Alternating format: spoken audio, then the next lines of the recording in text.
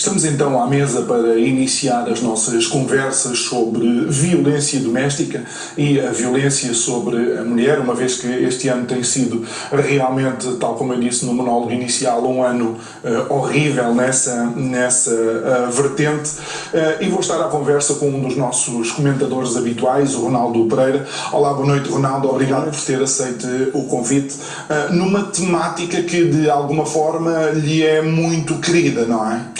Sim, até porque a questão da violência doméstica a cada vez mais tem se tornado pauta, certo? Na área dos crimes, isso no sentido global. Eu penso que os minutos que vamos passar cá, vamos tentar aqui abordar não só a questão estatística, até porque a sociedade já está farta de ouvir tantas estatísticas. É preciso aqui nós tentarmos percebermos alguns fatores, ok? Principalmente os nossos telespectadores, as mulheres em especial, porque na maioria as vítimas são mulheres, infelizmente.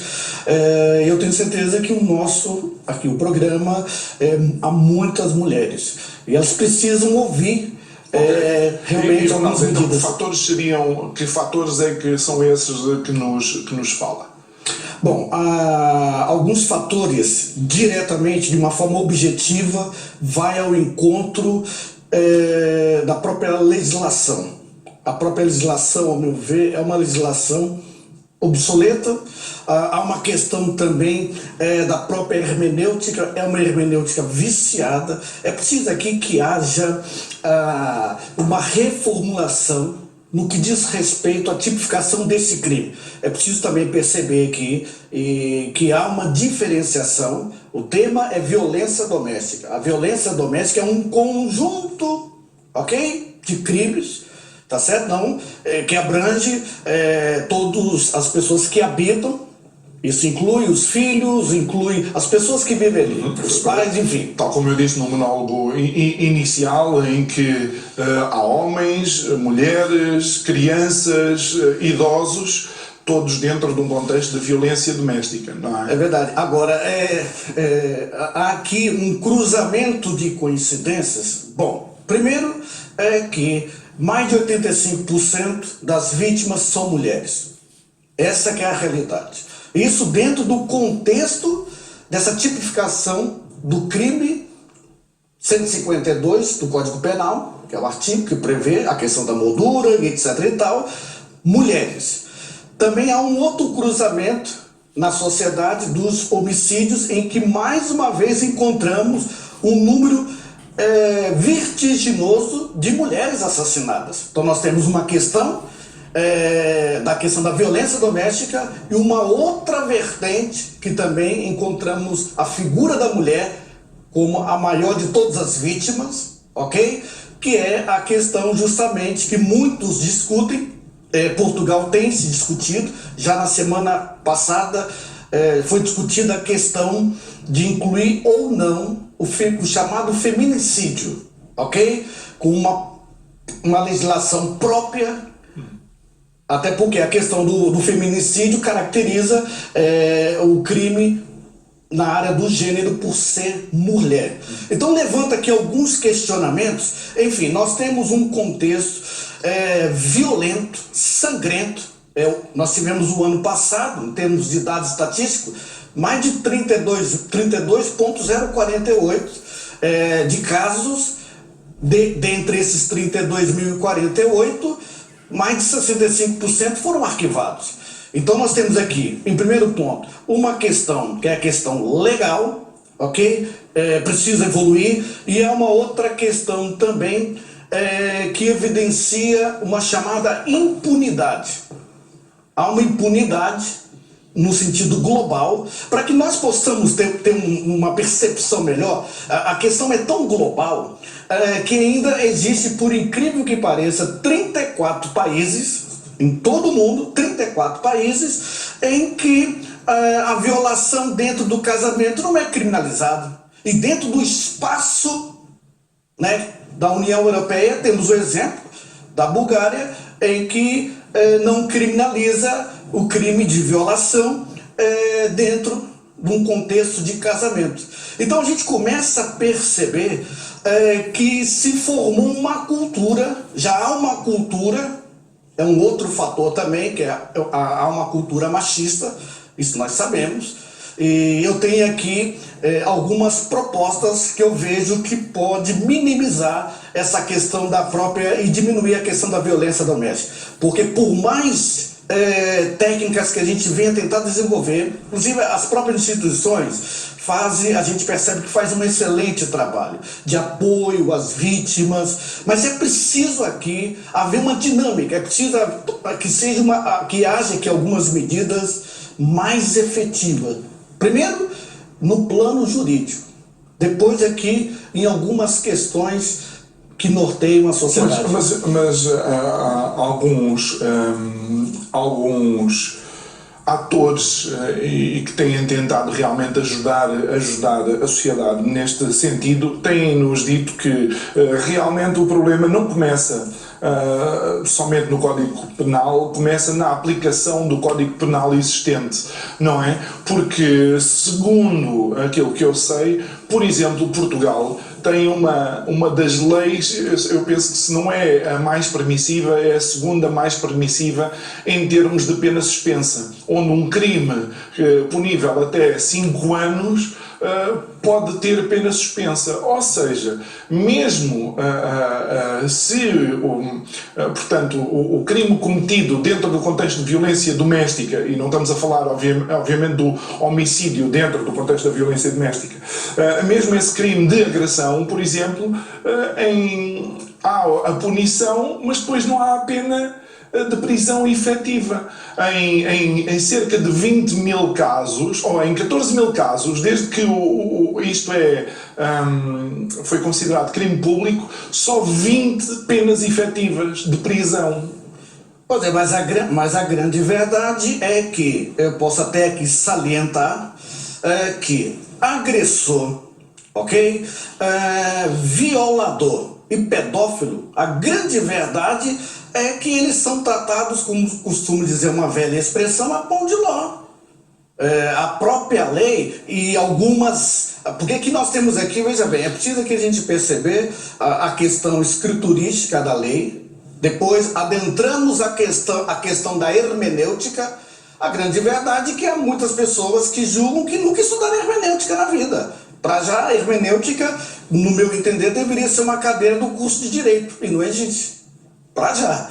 Então eu vejo que, além da lei nua e crua, entramos na questão da interpretação e entramos numa terceira situação, que é a questão da aplicabilidade, e que na maioria das vezes são aplicadas as chamadas medidas de coação previstas no Código Processual Penal, dentre elas a mais aplicável que nós temos observado, e é uma questão que suscita cada vez mais a chamada impunidade, porque a verdade é que nós temos aqui uma outra questão, quando se aplica algumas medidas de coação, as penas suspensas, medidas de proteção, afastamento, exatamente, isso até no campo psicológico, em algumas situações, pode desencadear e suscitar a ira do próprio agressor. Isso no próprio campo da psicologia. Portanto, aqui há umas certas discrepâncias. Nós temos que partir do seguinte princípio. Ninguém nasce violento. As pessoas tornam-se coisas. As pessoas tornam-se. Ninguém nasce violento. Se a própria Organização Mundial da Saúde define o ser humano como um ser biopsicossocial e espiritual. Ou seja, somos influenciados aqui em vários campos. Agora, eu vejo aqui alguns fatores. O primeiro fator aqui que eu vejo é a transferência de uma cultura machista. Nós podemos ter uma lei. Olha, a verdade é que podemos ter aqui, em casos, se fosse o caso extremo, não vamos chegar nesse ponto, mas se de hoje para amanhã houvesse aqui uma pena capital, né? Vamos ter aqui, dizer uma coisa até um pouco estúpida, mas é uma coisa figurada. Se tivéssemos aqui uma lei, pena de morte para agressores, o problema não é aqui ter a pena de morte. O problema é ter a questão da aplicação dessa pena. A questão é que existe sim uma transferência. Então, podemos dizer que há um problema na magistratura. Se existe um problema na magistratura, na aplicação da lei, então tem que haver há aqui uma incoerência. E vou-lhe dizer porquê. Porque a maioria das faculdades de Direito estão cheias de mulheres e na magistratura as mulheres já representam 60% da magistratura. Pode, mas veja bem, na magistratura pode representar até 100%. O problema está no parlamento. Porque lá passam os projetos de leis. No parlamento. Em todo o sistema, tá? O sistema jurídico funciona assim. Tá? A questão da elaboração de leis, a questão da aprovação de leis, a questão da aplicação das leis, aí vamos tanger aqui a questão das magistraturas. Então nós precisamos saber a raiz, a origem das leis. Ronaldo, mas o governo, o parlamento faz as leis, mas quem é que aplica as leis? É justamente a magistratura. Aí vamos permear a questão da hermenêutica, que está obsoleta, ok? Até porque essas questões, veja bem, a questão da violência doméstica é um crime público, ok? É um crime público, cria-se um grande alarde social. Então é preciso que as autoridades venham dar resposta a esta sociedade, porque se começa a criar aqui uma cultura, a chamada cultura da impunidade. Muitas mulheres não denunciam devido a esse tipo de cenário jurídico caótico que nós atravessamos. Então as mulheres vão denunciar sabendo que na maioria das vezes elas leem jornais, elas veem televisão, a própria televisão, a internet, e começa a perceber que de 27 casos, eu estava lendo que de 27 casos, cerca de 10 a 15 casos, ok? Recebem essas tais medidas de coação, a chamada pena suspensa, ou seja, na maioria das vezes, quando um agressor e quando um violador, e um pedófilo também, quando ele recebe uma pena de prisão preventiva, ou quando ele é condenado, ele já cometeu vários e vários crimes. Há uma historicidade gigantesca. Por isso que eu sou favorável que no crime da violência doméstica, eu sou favorável à aplicação direta, automática da prisão preventiva.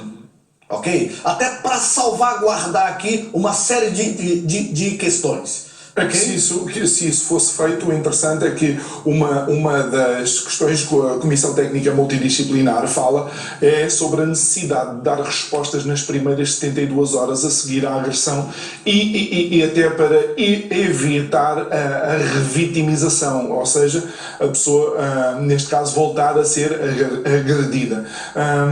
Se houvesse efetivamente esta prisão preventiva direta, como o Ronaldo diz, isto daria mais tempo a que as vítimas fossem salvaguardadas, protegidas. Veja bem, é mais do que elementar, né? Nós, seres humanos, a grande verdade é que, mais do que filosófico, as pessoas agem contra nós até um certo ponto, né? Isso é mais do que filosófico. Então, se as leis, nós, quando vamos para a faculdade de Direito, nós cansamos de ouvir os mestres ensinarem que o direito passou a existir devido a uma necessidade para que haja um conjunto de regras, para que haja harmonia entre as pessoas. Então a lei, ela deve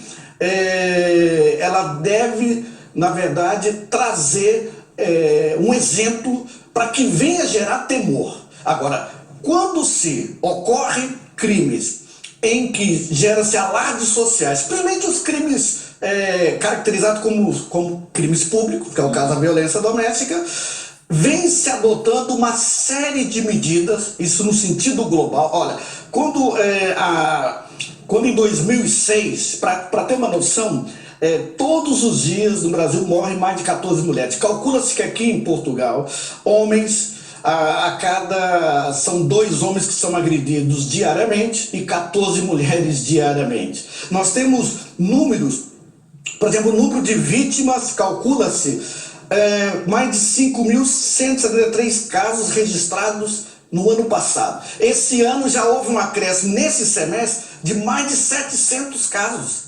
Ou seja, por mais medidas, as chamadas medidas paliativas, por mais que corra tintas nos jornais... Enquanto não houver uma ação efetiva, estes números provavelmente não vão mudar, é isso? Enquanto que não houver da parte da própria legislação, ok? Que é uma legislação obsoleta. É evidente que a legislação prevê ali algumas alíneas, algumas medidas de coação, ok? Até porque, então, a questão aqui é mais hermenêutica do que nunca. Porque, primeiro, é preciso perceber o que caracteriza uma agressão, né? O que caracteriza? Então, muitas das vezes, o próprio agressor... Sim, a verdade é o seguinte, que o agressor... Às vezes não sabe que está a agredir, porque há uma falta também de formação. Sim. E isso é algo que nós podemos abordar a seguir. Nós, entretanto, vamos ver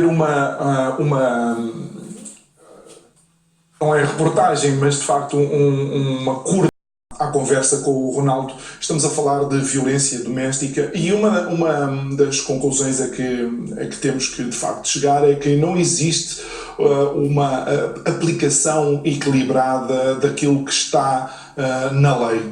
Por outro lado, o Ronaldo também diz que algumas desta lei está obsoleta ou que deveriam ser criadas leis onde a mão fosse mais pesada no sentido de criar, de facto, e utilizando a tua palavra, temor, pelo menos para que o agressor pense duas vezes antes de fazer o que quer que seja. Mas parece sempre que este tipo de coisas fica para segundo plano na ação governativa e que têm que ser instituições como a APAV, o MAR, a Associação da Mulher contra a Violência, a liderar esta luta. Pois é, mas até parabenizo algumas instituições que abraçaram essa causa, sem até pretensões políticas. O que é preciso? É preciso que haja um reacendamento ou um reavivamento, como de outrora nós vimos em alguns países, quando as mulheres... Porque o único agente aqui, o que me preocupa, não é tanto o agente agressor. O que me preocupa aqui é o agente vítima. Até porque as mulheres são a maioria. Mesmo se tratando aqui de Portugal, há mais mulheres do que homens. E há poucas representantes na Casa das Leis, que é a Assembleia Nacional da República. É preciso que as mulheres, né, tenham um domínio territorial. Por exemplo, por que não adotar, por exemplo, na escolha do magistrado, por que não fazer um sorteio? Porque, veja bem, foi levantado alguns questionamentos em que muitas mulheres, quando são agredidas, elas se sentem, é natural, infelizmente, se sentirem constrangidas a registrarem uma participação devido a uma série de fatores. Eu sou favorável que se crie, por exemplo, uma esquadra da polícia. Uma esquadra da polícia, típica a esquadra da mulher. Por que não criar? Porque as mulheres, há aqui um número vertiginoso de mulheres que são agredidas, mas poucas fazem as chamadas participações. Elas não se sentem seguras, até no fato... Não se sentem. Então eu sou favorável algumas medidas, dentre elas uma reformulação na lei da criminalização da violência doméstica. Eu penso que a lei tem que ser revista todas as vezes que houver um acréscimo, um aumento da violência. Isso dá uma conotação de evolução. O que é evolução da lei? A lei tem que ser compatível, tem que haver aqui uma compatibilidade. Ela não pode ser incongruente. Ela tem que ser compatível na medida, ela tem que dar resposta na medida... Aquilo que acontece à sociedade. Exatamente. Mas isso inclusive, vem de encontro ao que a Associação Nacional de Juízes disse. O presidente da Associação Nacional de Juízes, num colóquio que aconteceu, eu creio que há 2 ou 3 semanas, diz que os próprios juízes sentem que há um clamor da sociedade que demonstra um desfazamento entre as decisões judiciais e aquilo que a sociedade espera espera que sejam as decisões judiciais dentro do contexto da violência doméstica.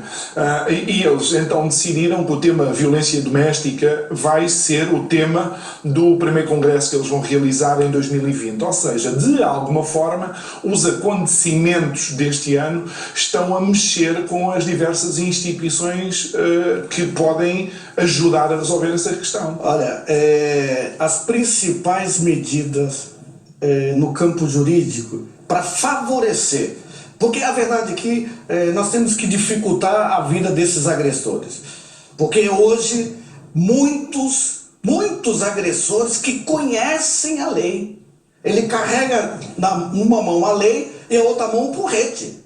Ele sabe que no campo da probabilidade, o máximo que vai acontecer com ele, o máximo, são algumas determinadas medidas de coação que ele já conhece. Ele já conhece essa necessidade. Por isso que eu sou favorável, instantaneamente, que haja a aplicação da medida mais agravosa. Ok? Eu sou uma prisão preventiva para salvaguardar aqui uma série de situações. Também sou favorável que faça uma escolha do magistrado por sorteio, para que venha caracterizar o máximo aqui, no certo sentido, ok?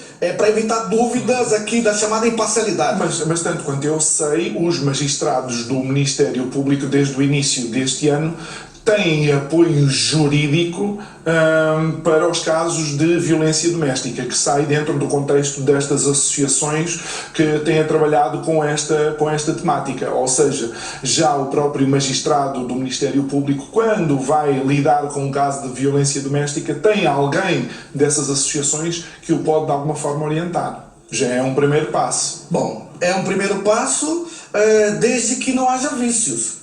Não pode haver aqui vícios, até porque o crime é um crime público, é um crime de alarde social. A sociedade, ela precisa de uma resposta que não seja uma resposta branda. A própria lei, se nós adentrarmos aqui, não é preciso aqui muita hermenêutica para interpretar o 152 do Código Penal. A questão no que diz respeito à questão da violência doméstica. Eu penso que deveria haver uma tipificação. Nós estamos vivendo hoje uma situação em que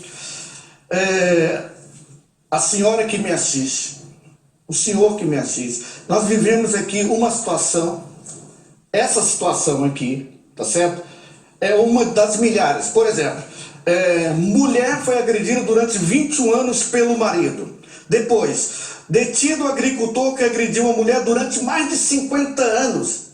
Esse agricultor, o telespectador que me assiste agora, ele agredia a mulher, depois que ele agredia, ele abusava sexualmente. Também temos, GNR recupera 365 armas de suspeita de violência doméstica. Também nós temos, isso são as páginas recheadas de crimes dessa conotação. Olha, agressões durante 12 anos, depois vimos aqui, homem agride mulher durante 20 anos, ou seja, diariamente nós temos notícias dessa natureza. E precisamente porque foram registados alguns casos de violência doméstica que são ao longo de um período de tempo, a Associação da Mulher contra a Violência lançou uma proposta que creio que o Governo está a analisar para que o crime de violência doméstica seja considerado como também de tortura, ou seja, violência doméstica e tortura, precisamente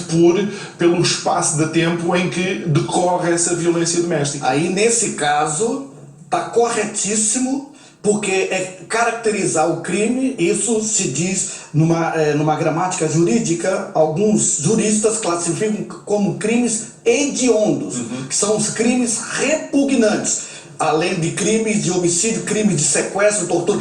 É preciso... Por isso que eu sou favorável e é preciso que haja uma reformulação. Porque de facto, Ronaldo, se formos ver, há situações de violência doméstica que é um acumular de coisas.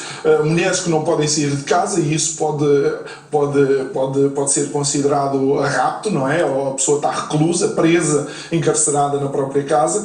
O facto de estar a ser agredida constantemente pode perfilhar de facto a tortura E só estamos a falar, obviamente, dos casos em que a violência é física, porque existe violência psicológica. É verdade, a violência doméstica ela trafega aqui em várias vertentes, além da violência física, psicológica, torturas, crimes também de violações, ocorrem muitos crimes de violações. Por exemplo, o simples fato de não cumprir a questão da parentalidade, no caso da própria pensão de alimentos, também caracteriza crime de violência doméstica. Ou seja, o crime de violência doméstica é um conjunto, tá certo, de crimes que estão incutidos e estão vamos dizer, naquela plataforma de crime de violência doméstica. Eu penso que, para que nós possamos evoluir, nós já chegamos a uma conclusão aqui que é preciso que haja uma melhor hermenêutica, uma melhor hermenêutica para que se faça uma melhor aplicação da lei. Essas questões das medidas de coação são questionáveis. É preciso que haja uma reformulação. Outra coisa também fundamental, é preciso que haja uma participação efetiva da sociedade e das associações que representam essas vítimas, que façam uma pressão psicológica ao parlamento. É interessante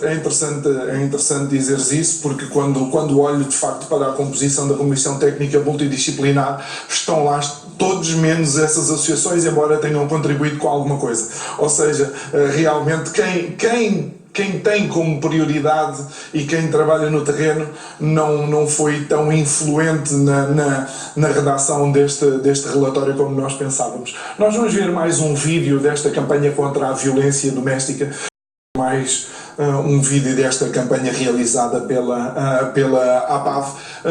Ronaldo, realmente, e voltando ao facto de ser considerado um crime público, eu penso que isto deveria envolver de facto toda a sociedade, mas existem casos em que todos têm medo de fazer a denúncia, porque até os vizinhos, que podem conhecer o caso, não sabem se depois vai avançar ou não, se há uma interferência, se eles próprios vão ficar salvaguardados, se aquela família do qual se vai fazer a denúncia de violência doméstica, depois a mulher, neste caso, não avança ela própria com a denúncia, aquilo fica tudo em águas de bacalhau.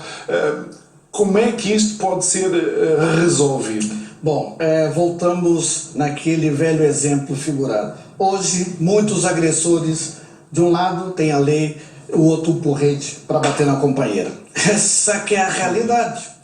E não fugindo aqui que também nós temos o registro, tivemos ano passado, mais de 858, salvo erro, casos de homens também agredidos. Não é só mulheres, embora que desses 800 e tal homens, tivemos mais de 5 mil mulheres. Então nós podemos observar que há uma cultura, tudo parte do eixo, tá certo? Daquilo que a sociedade vê. O que a sociedade global vê? Impunidade. A impunidade, ela é precedida de leis obsoletas, ok? Porque aqui nós não podemos aqui inventar muitos teatros aqui. Não podemos inventar utopias aqui, fábulas. Então a sociedade, ela perdeu o temor, tá certo? Há aqui uma cultura, e é um perigo porque no campo da própria sociologia e na área dos crimes, nós começamos a observar em alguns sítios, criando-se a chamada cultura de fazer justiça com as próprias mãos. Ou seja, se os que elaboram as leis, tá certo? Porque o problema aqui, a grande realidade, o problema está na lei, volta a falar, a questão está na lei, é preciso que haja uma reformulação. Nós podemos reunir os maiores célebres, podemos escrever jornais e mais jornais, mas se na lei não modificar a lei, ok? Se não houver uma medida mais pesada, tá certo? Tolerância zero para os agressores. E outra coisa, eu sou favorável também que se crie uma lista, não só de pedófilos, assim como nos Estados Unidos há, já desde 94, quando houve o assassinato lá de uma criança, houve um grande alarde. Eu também sou favorável que se crie também uma lista desses agressores. Porque a grande verdade, uma vez que reina a impunidade, ok? A maioria das decisões judiciais são medidas brandas, são penas suspensas, ok? E os agressores sabem disso. Então essa chamada universidade do crime, ok? Então os próprios vizinhos, okay, por ser crime público, basta uma denúncia ao Ministério Público, a caracterização do crime público, à luz do direito é isso, ok? Independe da acusação da própria vítima. E nós temos um dever ético, moral e de puro civismo, quando se vê alguém sendo agredido, de tentar intervir ou chamar a polícia, enfim, isso é uma questão de solidariedade. Agora, o que reina na sociedade, o que nós que estamos vivenciando é a impunidade. O que é preciso fazer aqui? É preciso que a sociedade e as próprias instituições, sejam privadas e governamentais, é preciso que faça uma pressão, volto a falar, na casa das leis. Não é na própria magistratura. É preciso passar primeiro nesse eixo, nessa vertente, que é a casa da própria lei, para que haja uma alteração na lei, ok? E, particularmente, eu sou favorável que todo agressor seja aplicada a medida mais agravosa. Porque isso vai gerar temor, isso vai gerar respeito e vai devolver ao povo, que é um dos direitos constitucional, que é justamente o poder irrestrito ao povo. O próprio povo será o agente fiscalizador. Então, daí o ser crime público. Nós, entretanto, também fomos até à rua ouvir a opinião do terminar, de facto, esta última opinião que ouvimos na rua fala de falta de valores éticos, falta de valores morais, impunidade. Ou seja, as pessoas também estão bem informadas sobre a realidade e o contexto da violência doméstica. Sim, olha, costuma-se ouvir muito, mais do que um chavão, violência gera violência. Mas eu vou evoluir um pouquinho. Eu penso que a impunidade é que gera violência, né?